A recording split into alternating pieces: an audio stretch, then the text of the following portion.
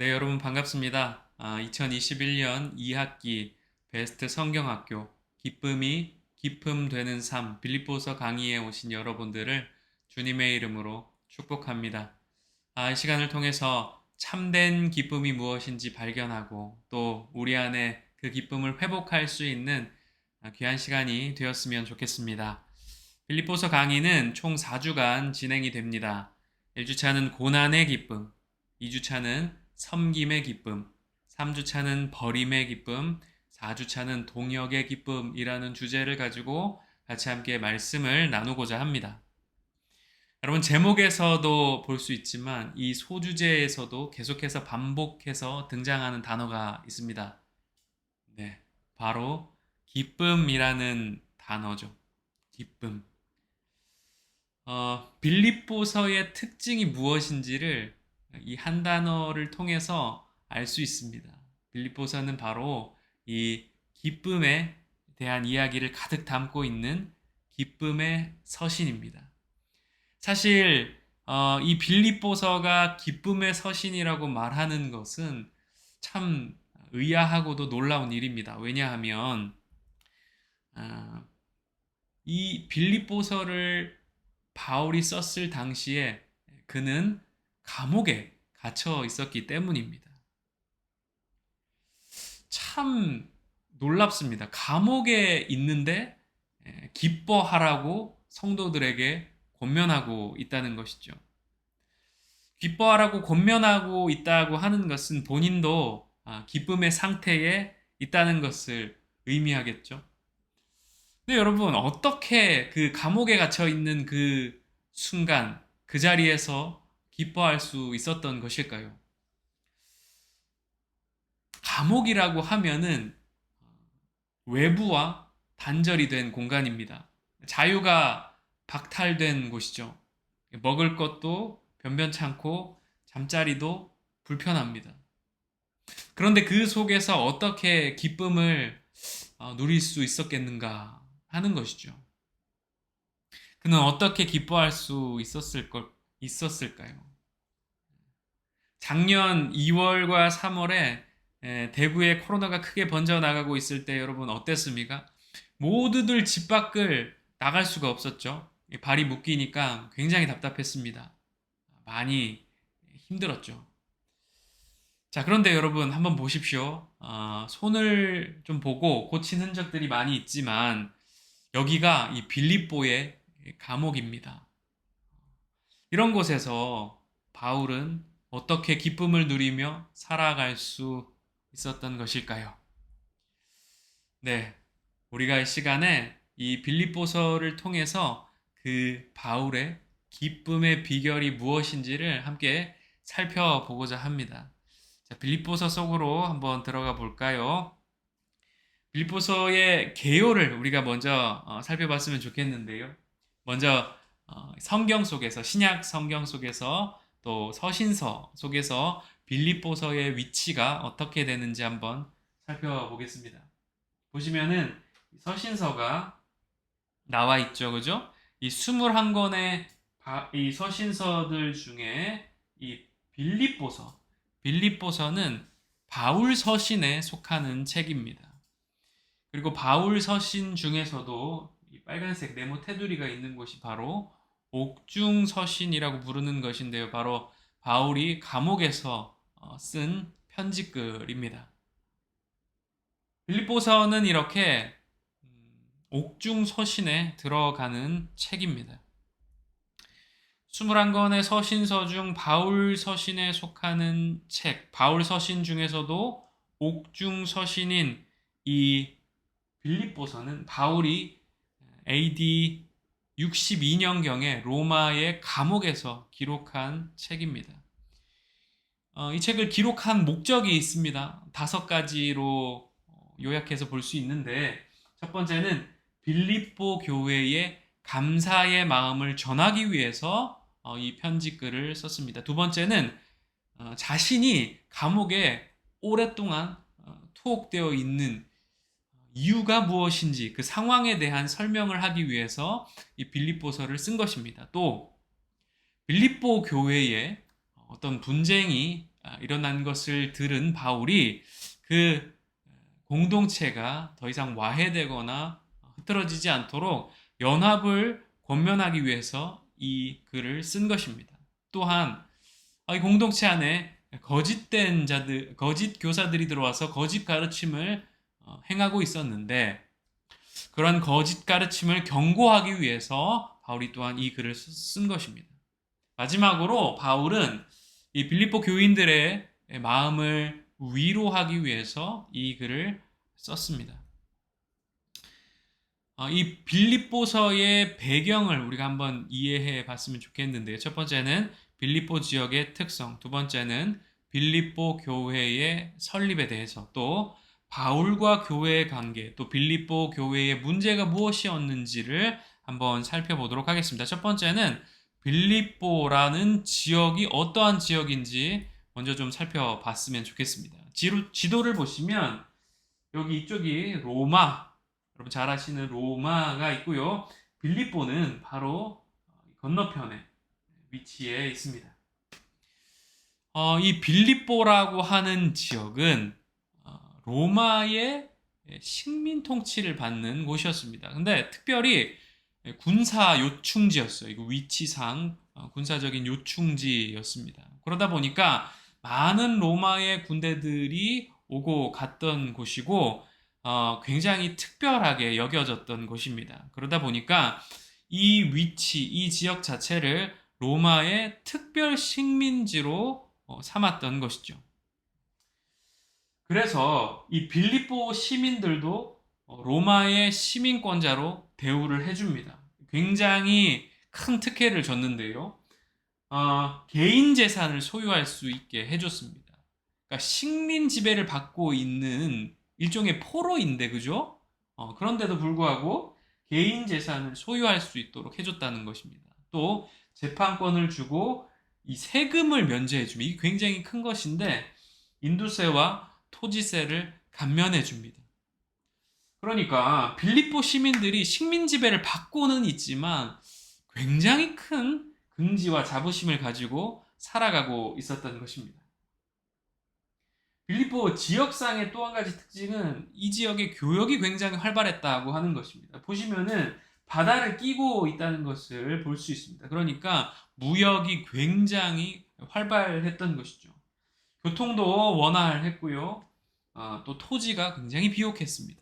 특별히 근처에 금광이 있어가지고 이 경제적으로도 굉장히 풍요로운 도시였던 것을 알 수 있습니다. 종교적인 특성도 한번 살펴봤으면 좋겠는데요. 빌립보 지역은 다신 숭배가 성행했던 곳이었습니다. 토착 종교가 굉장히 발달한 곳이었습니다. 여러 지방의 신들, 로마의 신들, 또 라틴의 신들, 이러한 다양한 신들을 섬기는 그러한 모습이 이 지역 가운데 있었던 것이죠. 그러다 보니까 점성술이 굉장히 발달하게 됩니다. 점성술이 뭡니까? 점을 쳐가지고 앞니를 예상한다거나 그런 일들이죠. 그러니까 우상을 섬기는 일들, 또 귀신을 섬기는 일들, 이런 일들이 굉장히 많았다고 하는 것입니다. 우상 숭배와 그런 도덕적인 타락이 굉장히 극심했던 것을 알 수 있습니다. 다음은 빌립보 교회가 어떻게 설립되었는지를 한번 살펴보도록 하겠습니다. 이 빌립보 교회는 바울의 2차 전도 여행 시에 설립이 되었습니다. AD 49년경에 수리아의 안디옥을 출발한 바울과 일행들이 여러 곳을 거쳐서 빌립보에 이르게 되었는데요. 이후에 안디옥까지 나아가면서 2차 전도 여행이 마쳐지게 됩니다. 그런데 여기에는 특별한 에피소드가 있죠. 사실 바울은 아시아에서 선교를 하면서 이제 비두니아 지방에서 계속해서 선교를 하기를 원했습니다. 비두니아가 어디냐면 바로 여기죠. 여기입니다. 그러니까 아시아에서 쭉 전도 선교를 하면서 계속해서 이 지역, 이 근방을 선교를 하기를 원했던 것입니다. 그런데 어떤 일이 일어납니까? 무시아를 지나서 두로아로 내려갔는데 거기서 바로 이 마게도냐 환상을 보게 된 것입니다. 마게도냐 지방으로 넘어가라고 한 것이었죠. 그래서 이 말씀을 따라서 바울은 드로아에서 빌립보로, 네아폴리를 지나서 빌립보 지방으로 나아가게 된 것입니다. 빌립보는 이 아시아에서 봤을 때는 첫 번째 성이었습니다. 유럽으로 가는 관문이었던 것이죠. 그래서 이 빌립보의 선교가 유럽 복음의 시작이다고 보고 있습니다. 그런데 여러분, 이 빌립보의 교회를 세우고 전도를 하는 일이 참 쉽지 않았습니다. 보시면은 이 바울과 일행들이 전도를 하기 위해서 빌립보 지방을 들렀는데 아니 여기에 보니까 회당이 없는 겁니다. 회당. 보통은 유대인의 회당을 선교 기지로 삼아서 그곳을 중심으로 거점으로 해가지고 선교 활동을 하는데 여기에는 유대인의 회당이 없는 겁니다. 그래서 여기 사도행전 16장 13절 말씀에도 보면은 회당에서 모인 것이 아니라 이 무리들이 기도하기 위해서 문 밖 강가에 모였다고 하는 사실을 발견할 수 있는 것입니다. 바울과 일행들은 그 강가, 바로 빨레터에서 자주장사 루디아를 만나게 됩니다. 이 루디아를 만나서 복음을 전했고 그녀는 유럽의 첫 번째 개종자가 됩니다. 그리고 나서 이 루디아의 집을 선교기지로 삼아서 빌립보 지방의 사람들을 전도했었는데요. 많은 고난과 능욕을 받고 감옥에 갇히기까지 하면서 복음을 전했습니다. 그 결과 간수장과 그 간수장의 가족들과 점치던 여자가 점성술이 굉장히 발달한 곳이라고 했죠. 점치던 여자, 유오디아, 순두계, 글레멘트 등 여러 명의 회심자들을 얻게 됩니다. 그리고 이들을 중심으로 빌립보 교회를 설립하게 되는데요. 특별한 것이 무엇입니까? 교회 구성원들이 이방인들이었다는 것입니다. 이방인 그리스도인들로 이 교회가 시작됐다고 하는 것입니다. 이번에는 우리가 이 바울과 교회와의 관계를 한번 살펴봤으면 좋겠습니다. 빌립보 교회는 바울을 정말 지지하고 또 그의 사역을 많이 도왔던 모습을 보입니다. 자원을 아낌없이 지원하면서 그가 사역에 어려움을 당하지 않도록 도왔던 것을 볼 수 있는데요. 바울도 마찬가지로 이 빌립보 교인들을 굉장히 아끼고 사랑했던 것을 볼 수 있습니다. 빌립보서 4장 1절 말씀에 보면 빌립보 성도들을 기쁨 그리고 면류관이라고 표현합니다. 또 1장 8절 말씀에 보시면은 예수의 심장으로 사모한다 고 표현하고 있습니다. 이 둘의 관계는 그야말로 깊은 사랑의 관계라고 하는 것을 알 수 있습니다. 여러분, 이 빌립보서를 기록했을 당시에 바울의 상황, 또 교회의 상황이 어땠는지도 한번 살펴보도록 하겠습니다. 바울은 교회의 끊임없는 사랑과 지지를 받고 있었습니다. 앞서 살펴봤던 것처럼 개인적으로 사실 바울이 헌금을 이렇게 지원을 받고 그렇게 사역을 하지 않았습니다. 바울은 여러분 잘 아시는 것처럼 자비량 선교가 원칙이었습니다. 그럼에도 불구하고 이 빌립보 교회에서는 그의 사역을 돕기 위해서 아낌없이 헌금하고 그를 지원해 주었습니다. 그를 위해 기도해 주었습니다.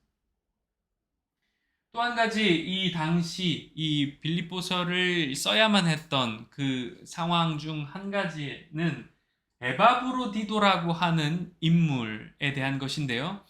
빌립보 교회에서 이 사도 바울의 사역을 돕기 위해서 에바브로디도라고 하는 사람을 보내준 겁니다. 일종의 심부름꾼으로 보내준 겁니다. 그 사역을 도우라고 한 것이죠. 그런데 이 에바브로디도가 병에 걸려요. 그래가지고 며칠을 끙끙 앓습니다. 그러니까 감옥에 갇혀 있는 바울과 교회 사이에서 에바브로디도가 소식도 전해주고 또 물품도 전해주고 이런 역할들을 해야 되는데 빌립보 교회가 아무리 기다려도 그 소식이 도착하지 않는 거죠. 그러니까 바울에게 무슨 일이 생긴 것이 아닌가. 또 헌금을 전달했지 않습니까?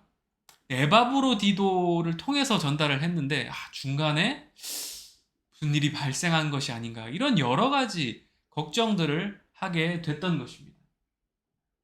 그 교회가 이 에바브로디도 때문에 근심하고 있다고 하는 그 사실을 알고는 바울이 편지를 쓴 겁니다. 괜찮다, 괜찮다, 아무 일 없다. 에바브로디도라고 하는 이 친구도 문제 없다, 괜찮다라고 그 내용을 전해주고 싶었던 것이죠. 또 한 가지 이 빌립보서를 기록할 당시의 상황은 교회 내에 분쟁의 문제가 발생하고 있었다고 하는 것입니다. 유오디아와 순두계라고 하는 여성 지도자가 이 교회 안에 있었습니다. 그런데 어떤 내용인지 구체적으로 알 수는 없지만 둘 사이에 의견 충돌이 있었던 것으로 보입니다. 그래서 바울은 그 지도자들끼리 싸우면 성도들이 어떻겠는가 그런 생각을 가지고 마음을 같이하여 같은 사랑을 가지고 뜻을 합하며 한 마음을 품으라고 권면했던 것입니다.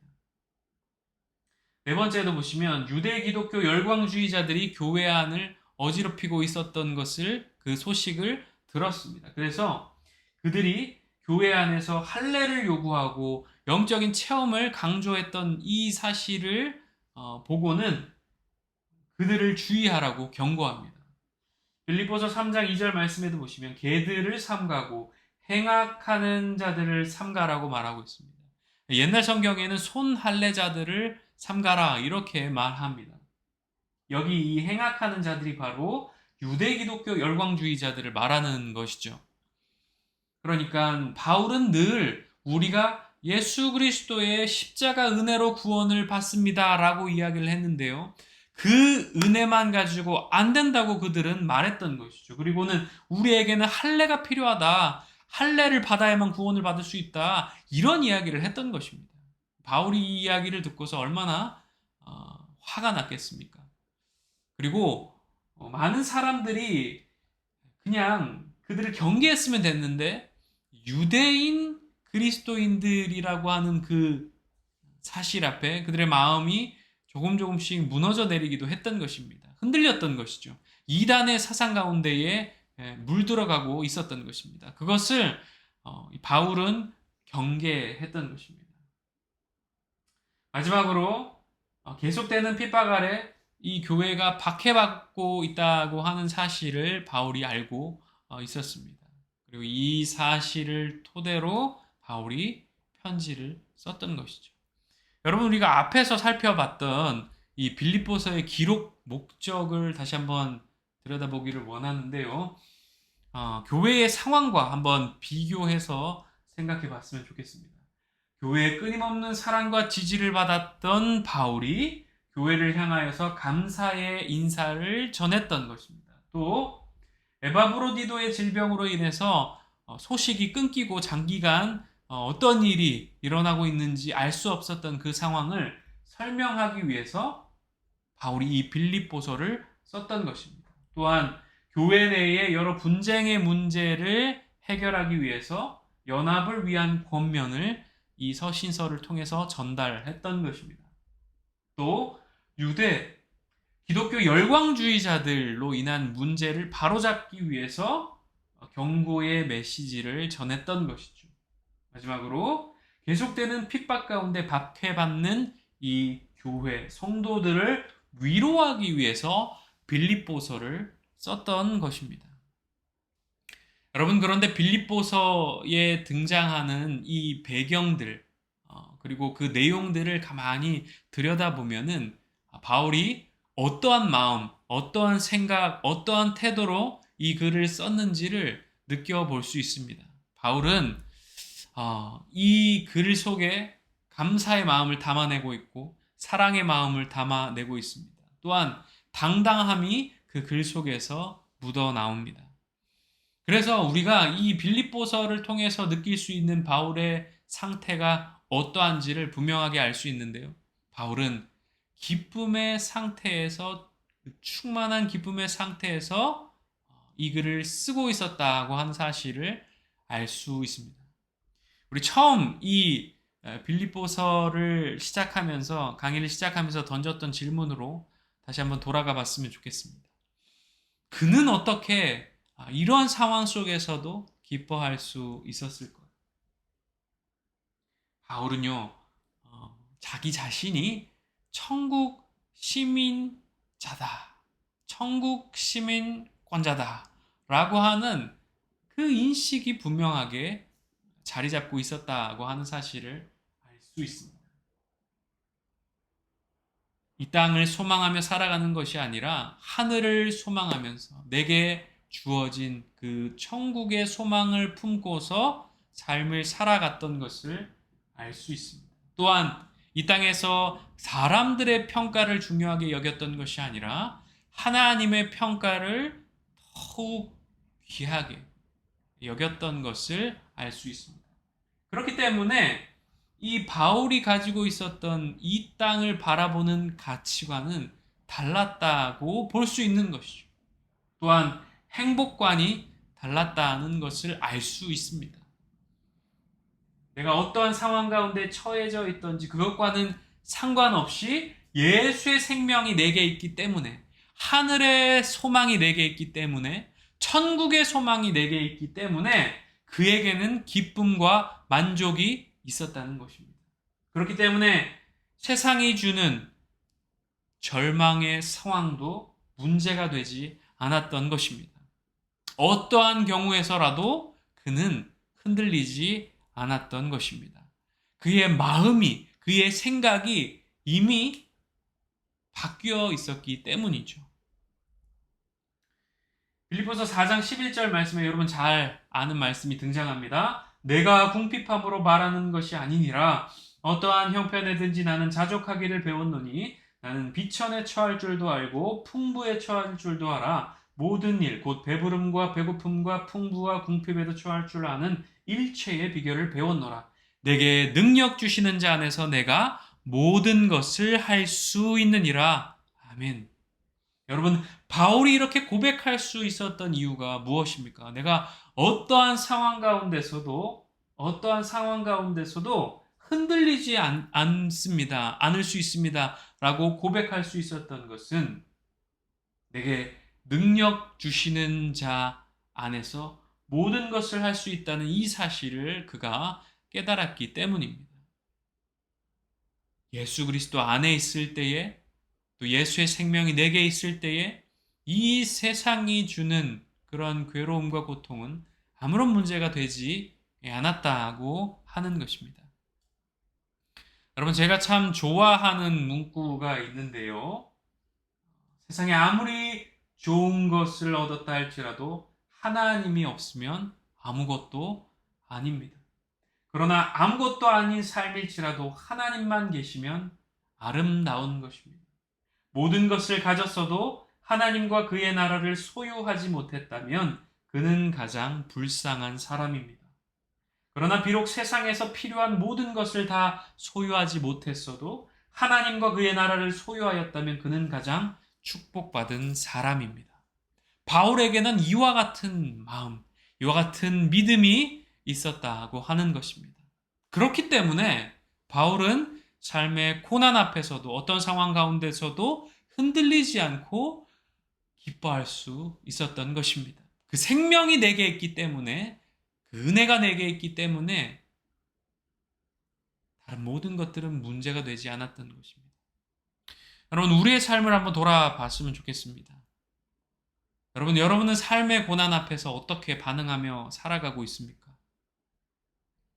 그 앞에서 세상 사람들과 다를 바 없이 똑같이 절망하고, 똑같이 무너지고, 똑같이 좌절하고, 낭망하며 그렇게 살아가고 있지 않습니까? 그런데 여러분, 그러한 순간에 우리가 천국 시민권자라고 하는 이 사실을 기억하시기를 바랍니다. 빌립보서 3장 20절 말씀에 그는 이렇게 고백하고 있습니다. 그러나 우리의 시민권은 하늘에 있는지라. 우리의 시민권은 하늘에 있다고 말씀하고 있습니다. 여러분, 그렇습니다. 우리는 이 땅에 속한 자들이 아니라 하늘에 속한 자들입니다. 천국의 시민권자들입니다. 그렇기 때문에 이 땅에서 벌어지고 있는 그 일들 앞에 일희일비하지 않고 하나님께서 주시는 그 은혜를 바라보면서 기쁨의 삶을 살아갈 수 있어야 한다는 것입니다. 여러분, 우리는 예수 생명을 얻은 자들입니다. 천국의 약속을 받은 자들입니다. 세상 속에서 얻지 못했다고, 가지지 못했다고, 나는 좀 부족하다고 해서 여러분 너무 슬퍼하거나 낭망하지 않으시기를 바랍니다. 우리는 이미 세상이 줄 수 없는 가장 큰 보배로운 것을 얻은 자들입니다. 그러므로 우리가 기뻐할 수 있는 것이죠. 여러분, 이 믿음과 확신이 우리에게 있다면 어떠한 상황 속에서도 기뻐할 수 있는 것입니다. 여러분, 바울의 이 말씀을, 이 권면을 다시 한번 기억하시기를 바랍니다. 바울은 오늘도 우리 가운데에 기뻐하라고 말씀하고 있습니다. 감옥에 갇혀 있는 그 상황이지만 그는 성도들 가운데에 기뻐하라고 권면하였고 자기 자신도 기쁨에 충만한 삶을 살아가고 있었습니다. 여러분, 빌립보서가 전해주고 있는 이 사도 바울이 전해주고 있는 이 기쁨의 메시지를 마음속에 깊이 품을 수 있기를 소망합니다. 그럴 때에 하나님께서 우리의 삶 가운데에 예비하신 은혜와 평강을 날마다 쏟아 부어 주실 줄로 믿습니다. 여러분, 오늘 첫 번째 시간은 여기에서 마치도록 하겠습니다. 그리고 매일매일 빌립보서 말씀을 가지고 짧은 묵상의 말씀을 나누려고 하는데요. 여러분, 오늘 강의가 업로드되어 있는 이 채널에 구독 버튼을 누르셔서 구독을 해두시면은, 그리고 알림을 설정해 두시면은 매일 아침에 올라가는 묵상 말씀을 전해 들으실 수 있습니다. 우리가 4주간 빌립보서 말씀을 계속해서 함께 나눌 텐데 하루하루 날마다 이 빌립보서 말씀을 통해서 잃어버린 기쁨을 되찾고 참된 그 기쁨을 누릴 수 있는 귀한 은혜의 시간이 되었으면 좋겠습니다. 네, 여러분, 오늘 강의는 여기까지입니다. 한 주간도 평안하시고 말씀 가운데 승리하는 복된 삶이 되시기를 주님의 이름으로 축복합니다. 감사합니다.